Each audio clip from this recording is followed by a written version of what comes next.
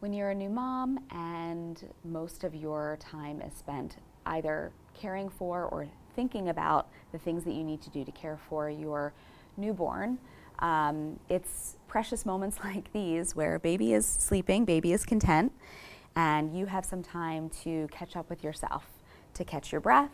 And while you're doing that, start to rebuild those core muscles, re-educate them, and start to reintegrate and stabilize.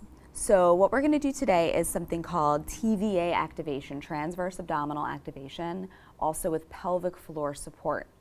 So if you have abdominal separation, if you have anything going on with your pelvic floor since delivery, these exercises are perfect as a foundation to jumping into some other workouts that you might find on Bodywise Mama. And so here we have a mama who has a 3-month-old who is resting peacefully. And we worked really hard to get this little one to be so peaceful, right? So after a lot of bouncing, a lot of rocking, we are ready to get into the core. So a dreaming baby too. All right, so what you're gonna do is if you're at home and you have a block, you're gonna use that, yoga block, or if you don't have a block, you can use a firm pillow. So Christina, I'm gonna have you place that block between your inner thighs, in the fleshy part of the inner thighs, just above the knees, below the groin. That's perfect. Okay, so you're using the block as a positional device. What that means is you're not squeezing it with your inner thighs, you're just allowing it to line up your hips, your knees. Think about drawing a line from your psoas muscle, your hip flexors right in the center, all the way across your kneecap to the your second 2 toes. So you could theoretically draw a line right up and down. All right, so tailbone in this instance, when we're trying to activate our TVA and our pelvic floor is heavy, and our lower back, our lower spine is neutral. So feel for a little arch in the lower back. Give your hips a little rock and roll so that you kind of let the heaviness of your pelvis come in to your awareness. It should feel like an anchor, kind of pulling the tailbone down into the ground. Does that make sense? You feeling that? Okay, great. So at home, you can test it out too by putting your hands underneath of your lower back. So why don't you try that here? If you can get your hands all the way under your lower back, so actually a little higher. You want to be able to slide your hands all the way through. You feel like your 2 hands can touch. You can get them to slide through, right? Okay, awesome. All you're gonna do without changing anything about the way that you're holding that block and holding your body is you're just gonna breathe. You're gonna take a deep inhale and expand everything from the rib cage all the way down, outward. And then on the exhale, you're gonna drop that rib cage back down.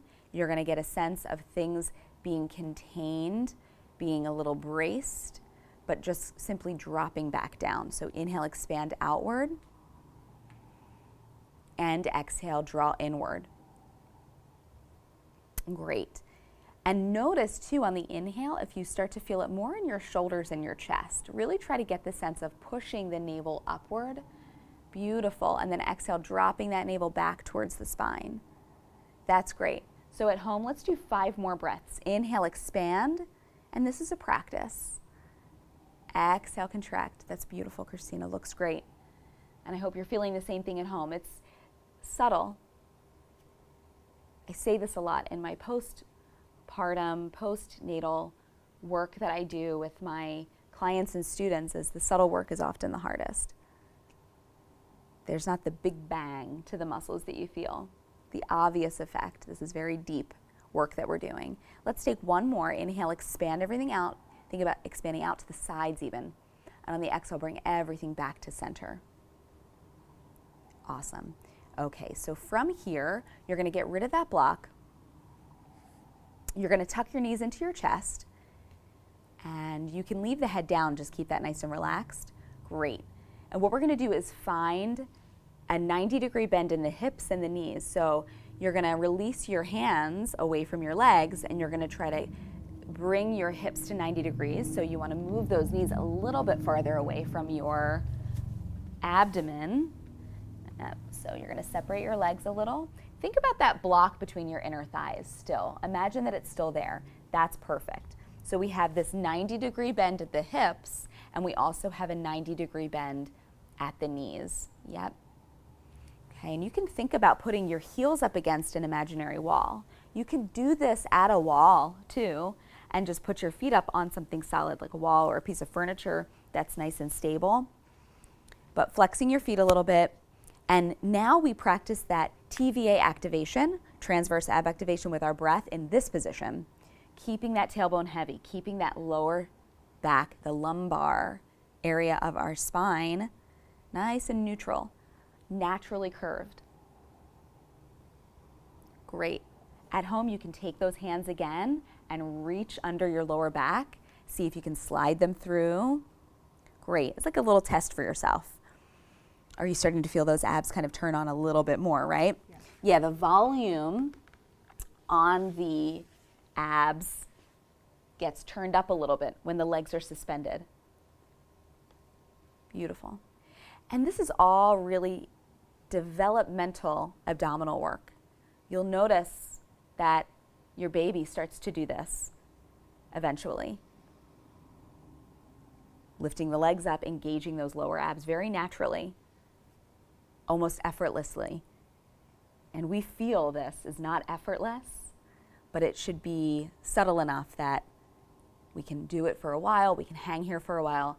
Let's do 2 more breaths. Inhale, focusing on that breath. Exhale, draw everything in back to center, exactly how we practiced when we had the block between the inner thighs. Last one, and hug the knees in on the exhale to your chest just to release. Beautiful. All right, we're gonna take it up 1 notch more. And so from the bent knee position, now we're gonna go straight legs. So this time, maintaining that 90 degrees in the hips, you're gonna take your heels together but feet apart. I call this a mermaid tail or fish tail. Right, so you wanna look at your fish tail and you're going to just breathe into holding the legs up. And these legs get heavy after a while, right? Your hamstrings might feel a little tight here, so you can always accommodate those tight hamstrings by bending the knees a little bit, not as much as 90 degrees, but just a softness behind the kneecaps. You don't want to pull on those hamstrings. That'll sometimes strain the lower back as well. Okay, so breathing through this, I see that you're working. Now, if you are feeling like you have the integrity in your core, that you know for a fact that you don't have diastasis, that you know for a fact your pelvic floor is stable enough to handle this, you can take this notch up a notch and you can start to lower the legs a little bit and then bring them right back up on the exhale. That inhale lowers the legs, the exhale is what lifts them up. Since we're using the image of a mermaid tail, you drop it in the water, you splash it back up. Beautiful. Inhale, we're almost there, I promise. Almost to the finish line, just a few more reps. 3, and splash.